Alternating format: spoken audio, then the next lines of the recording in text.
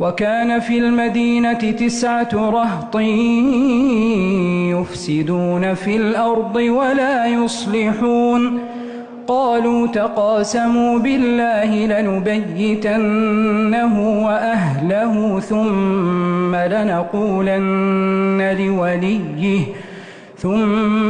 لنقولن لوليه ما شهدنا مهلك أهله وإنا لصادقون ومكروا مكرا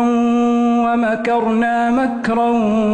وهم لا يشعرون فانظر كيف كان عاقبة مكرهم أنا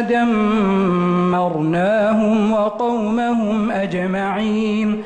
فتلك بيوتهم خاوية بما ظلموا إن في